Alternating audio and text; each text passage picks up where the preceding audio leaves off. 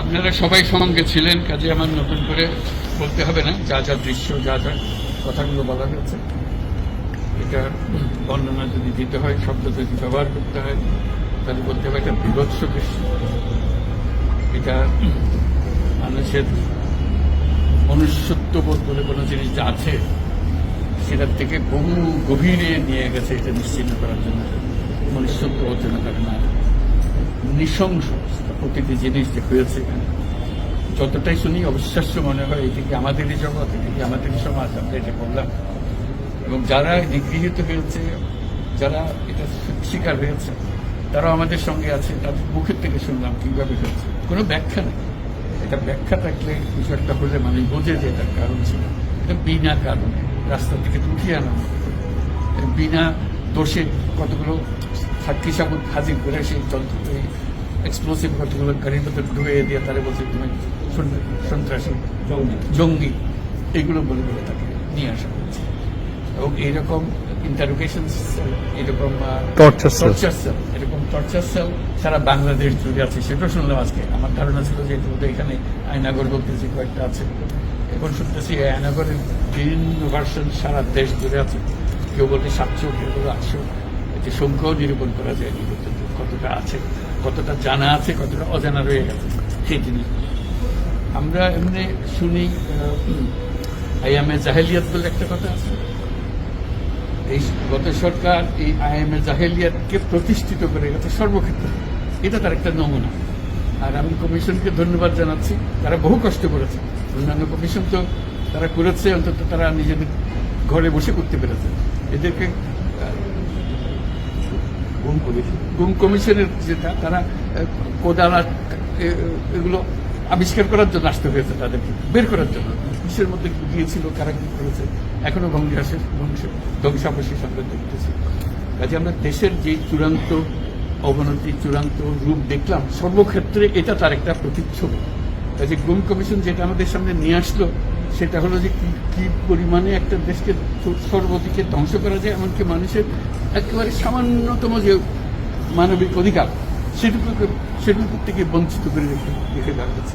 আজকে এটা জাতির জন্য একটা বড় চূড়ান্ত রকমের একটা ডকুমেন্ট হবে। আপনাদের সাক্ষী রেখে, আপনাদেরকে নিয়ে এসে আমরা শরীক হলাম এটাতে। যারা এই ভুক্তভোগী তাদের সঙ্গে কথা বললাম, কয়েকজনের সঙ্গে। ভুক্তভোগীদের সংখ্যা আমার জানার মতো 1700 প্লাস, 1750 প্লাস এরকম যারা ভুক্তভোগী। অজানা কত এটা তো আমরা আর জানি না। কেউ বলে যে এটা 3000-এরও বেশি।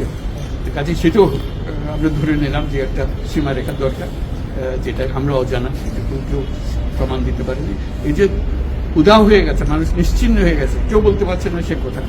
তার মেয়ে আপনাদের সামনেই ছিল আজকে, যে বলছে আমার মাকে কোথায় নিয়ে যাওয়া হয়েছে। আজ 9 বছর ধরে আমরা আর খোঁজ পাই। সে নিজেও ছিল, 11 বছর বয়সে ছিল, মায়ের সঙ্গে ছিল, তাকে রেখে মাকে নিয়ে চলে গেছে।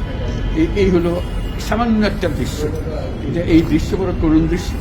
এবং এটা কঠিনতম যে লেসনটা হলো, যারা করেছে তারা আমাদেরই সন্তান, আমাদেরই ভাই, আমাদেরই ঘনিষ্ঠ আত্মীয়, তারাই করেছে।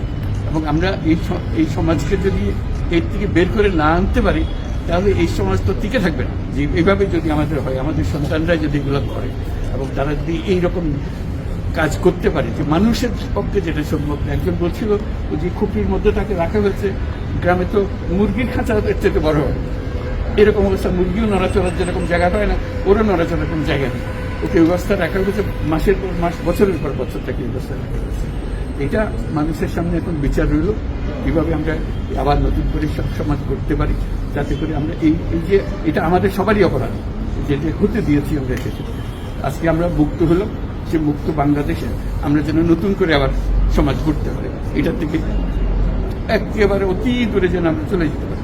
এটার নমুনা, এটার সাক্ষী, এটার যে ডকুমেন্টেশন কমিশনের রিপোর্টের মধ্যে থাকবে, এবং এটা অবশ্য পাঠ্য হিসেবে সবাইকে পড়তে হবে, এবং তাদের যারা করেছে তাদের বিচার করতে হবে। তা না হলে আমরা নিষ্কৃতি পাবো না এটার থেকে, এই যে কাজগুলো করে গেল তারা। তা না হলে আমরা আবার মুক্তভাবে বলবো কি করে যে আমরা এই দেশের মানুষ, আমরা পরিষ্কার। যারা করেছে তাদের জন্য আমরা কেন মুক্ত হতে যাব? তাদের সে বিচার করবো, জনসাধারণ বলবো যে এরকম উচিত বিচার হয়েছে, তখন আমরা এটার থেকে মুক্ত পাবো। সেটাই হলো আমাদের আবেদন দেশের সবার কাছে, এই বিচারটা যেন আমরা করে করতে পারি। সবগুলো সাইড এভিডেন্সগুলো এখন সিঙ্গালা করে দেওয়া হবে, যাতে আইসিটি এভিডেন্সটা ব্যবহার করতে পারে, সেটা জানিয়ে আমি এইগুলো সব এভিডেন্স যা যা আমরা দেখলাম, এভিডেন্স গুলো সিলগালা করে রাখা হবে, যাতে করে কেউ বিনষ্ট করতে না পারে, যখন বিচারের কাছে যে একটা প্রমাণ হিসেবে ব্যবহার করতে পারে, সেই হিসেবে আমরা থাকবো। একটা কোশ্চেন এর দুইটা কোশ্চেন করতে দিতে হবে। এটা এই বড় স্টোরিতে আমি এক কোশ্চেন করব। মাননীয় প্রধান উপদেষ্টা, দুইটা প্রশ্ন। প্রথমটা হলো যে আপনার পাশে যে দুইজন আপনার ক্যাবিনেটের মেম্বার দাঁড়ায় আছেন, দুইজনেই কিন্তু জিআইসি বা আয়নাঘরে বন্দী ছিলেন, আজকে তারা আইডেন্টিফাই করছেন, এবং আমরা আরো কয়েকজন সার্ভাইভারের সাথে কথা বলছি, এবং তারা যারা বেঁচে আছেন, ফিরে আসছেন, তারা বলছেন যে তারা রাষ্ট্রের কাছে একটা উপযুক্ত ক্ষতিপূরণ চান, কারণ এগুলো প্রতিটা মামলাতে ওনাদের এক একজনের লক্ষ লক্ষ টাকা খরচ হয়েছে, এবং আপনার সরকার থেকে গুমের সার্ভাইভার এবং গুমের শিকার ভিকটিম ফ্যামিলিদেরকে কোনো ক্ষতিপূরণের কোনো চিন্তা আপনাদের আছে কিনা, এটা আমার প্রথম প্রশ্ন। ক্ষতিপূরণ হিসেবে আমরা দেখিনি, আমরা দেখছি যে ন্যায় বিচারটা তার জন্য হয় অতি তাড়াতাড়ি হয়, যে বিচার দীর্ঘসূত্রিতা করে থাকবে, সেই জন্য এটা থেকে নিষ্কৃতি পায়, এটা আমাদের ফার্স্ট প্রেফারেন্স। তারপর দেখা যাবে তাদের কি করা যেতে পারে। আচ্ছা, মাননীয় প্রধান উপদেষ্টা, আরেকটা প্রশ্ন হলো, আপনারা বলছেন যে এটা সিলগালা করে দিবেন, কিন্তু একটা খুবই ব্যক্তিগত একটা রিকোয়েস্ট, এটা হাজেরা বেগম, উনি মায়ের ডাকের প্রতিষ্ঠাতা, যে সংগঠনটা সবচেয়ে বেশি গুম নিয়ে কাজ করছে, এবং উনি র্যাব 1 হেডকোয়ার্টারে, যেটা ডিজি শহীদ মহোদয়, উনিও এটা সম্পর্কে অবগত, উনি মাসের পর মাস এখানে ঘুরছেন তার ছেলের সন্ধানে, উনি আর ওনার মেয়ে একটু এই জায়গাটা ঘুরে দেখতে চান, এটা অনুমতি আপনারা দিবেন কিনা? বিশেষ গুম কমিশন, এটা মানে গুম কমিশনকে যদি আমরা বলি, আইসিটির সাথে আসলে আলোচনা করতে হবে, এগুলো এখন তদন্ত না মানে মানবিক কারণে আমি যে এটা ওনারা দেখবেন এখানে অনেক কিভাবে অর্গানাইজ করা হবে সেটা। আচ্ছা, কারণ উনি এখানে অনেকবার আসছে এবং কথাবার্তা না না, দেখা পাবো, তার অন্তত মনে একটু পরিষ্কার হ্যাঁ, হবে, দেখতে পাবে, চোখে দেখতে পাবে। স্যার এটাই মানে এই ভদ্র মহিলা তার হ্যাঁ জীবনটা ফিরিয়ে দিতে পারবো না, যে জীবনের মাধ্যমে সে গেছে, অন্তত দেখলে মনে সান্ত্বনা হবে, আমি জায়গাটা দেখে এসেছি। ওই মেয়েটা, যে বাচ্চা মেয়ে, যে বলতেছেন আমার মাকে আর দেখতে পেলাম না, কোথায় চলে গেল, আজ পর্যন্ত কেউ খবর দিতে পারবে না, সে বেঁচে আছে না মরে গেলে কোথায় আছে। তানভীর ভাই, Just one question, sir. Over the years, we've seen, at least last 16 years under the last government, but police brutality, abuse is nothing new in this country. What sort of mechanism you have created as a part of the reform so that this doesn't happen in future, whether under elected government, caretaker government, or any sort of government? The whole existence of this government is because of this, that we don't want to stay in that darkness that has been created around us. So we want to create a new environment, new, as we say, new Bangladesh, as the students have been claiming all the time.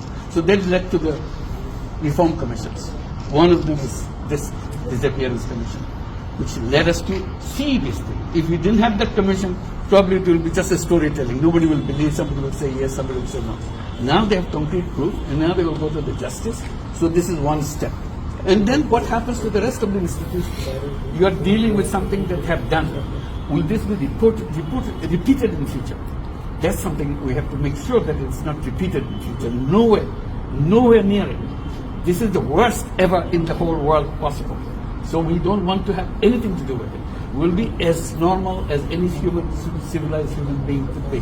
So that's our commitment. That's what the reform commissions are all about. And since you asked the question, I'm very grateful to the commission for taking the trouble. It was not an easy job. They had to fight in all directions to discover. This is the whole discovery mission. It's not a simple going and taking evidences and writing reports about it. So they have to really detect this in a very serious way. And they're still worrying about whether we can keep the evidences as they are after all this thing happened. So this is our commitment. We want to create that society and that world for us. Thank you so much.